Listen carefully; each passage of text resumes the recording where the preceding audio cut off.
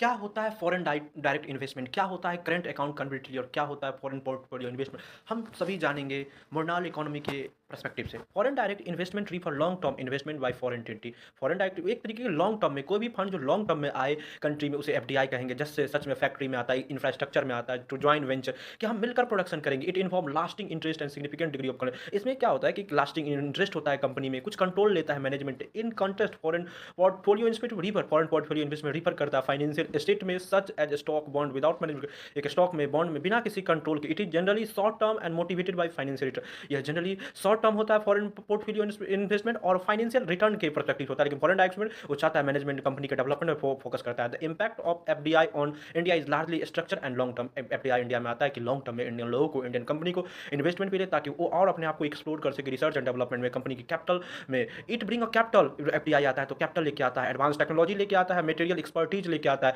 Global market का access दिलाता है, इंप्लॉयमेंट जनरेशन में काम करता है। एफडीआई वाले लाने वाली कंपनी क्योंकि वो चाहता है कि उसको मार्केट में कंट्रोल मिले, उसको मैनेजरियल कंट्रोल मिले, तो चाहता है कि डेवलपमेंट हो। तो डेवलपमेंट के साथ मैनेजरियल एक्सपर्टीज लाएगा, ग्लोबल मार्केट जो फॉरेन लोग आएंगे ग्लोबल मार्केट उस प्रोडक्ट को बेचेंगे, किसका मैनेज कंपनी के कंट्रोल में हाथ होता है, इंप्लॉयमेंट जनरेशन करता है। सच एज ऑटोमोबाइल्स में किस तरीके से एफडीआई सेक्टर में बहुत दुनिया आज इंडिया नंबर वन ऑटोमोबाइल में, टेलीकम्युनिकेशन में जैसे 5G 4G ये सब एफडीआई की वजह से हो। फार्मास्यूटिकल जो इंडिया ग्लोबल फार्मास्यूटिकल हब है, ये क्यों है? क्योंकि एफडीआई यहाँ पे अलाउ किया गया।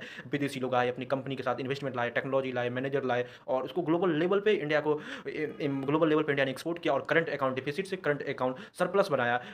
असल बना ऑन एफबीआई और एफपीआई लिक्विडिटी होता है टू कैपिटल मार्केट। एफपीआई एक लिक्विड मार्केट का पार्ट है, हेल्प करता है डिपेंड फाइनेंशियल मार्केट, तो फाइनेंशियल मार्केट को कंट्रोल कर। इट इंप्रूव कॉर्पोरेट गवर्नेंस, इससे कॉर्पोरेट गवर्नेंस बढ़ता है। एफपीआई आने से, एफपीआई आने से स्टैंडर्ड होता है, हमारे डोमेस्टिक इकोनॉमी भागता है जो global economy global finance system से कनेक्ट होता है। एफपीआई वॉलेटाइल ये होता है क्योंकि ये जब भी कोई क्राइसिस सिचुएशन आता है फॉरेन इन्वेस्टर जो एफपीआई में होते हैं जो लेस देन 10% होता है फंड, उसको तुरंत ही मार्केट से बाहर खींच के अपने देश में ले जाते हैं। तो इससे शॉर्ट टर्म में लिक्विडिटी मैनेजमेंट करने में, स्टॉक मार्केट क्रैश होता है, करेंसी डिप्रिसिएशन में चैलेंज होता है। For example balance mix of FDI and FPI. जब हम बैलेंस मिक्स करेंगे एफडीआई और एफपीआई को, excessive dependency on volatile portfolio flow increasable excessive dependency से वोलाटाइल हो सकता है। एसटीडी एफडीआई एफडीआई जो होता है सस्टेनेबल गवर्नेंस और एक्सटर्नल सेक्टर की स्टेबिलिटी के लिए, इंडिया के लॉन्ग टर्म इकोनॉमिक डेवलपमेंट के लिए बहुत ज्यादा। What is external debts? क्या होता है इंडिया के एक्सटर्नल डेप और कैसे ये इफेक्ट कर रहा है माइक्रो इकोनॉमिक स्टेबिलिटी पे? External debt refer total amount of borrowing that India reside by country won't resistant. External amount जो इंडिया के लोग हैं कितना बाहर से फंड लिया है, उधार लिया है, यही बता रिपे बाय फॉरेन करेंसी।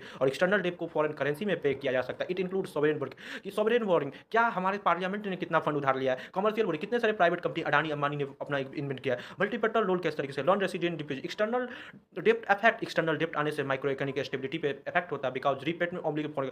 क्यों इसका होता है? क्योंकि हमें फॉरेन करेंसी में उसको रिपेंट करना होगा।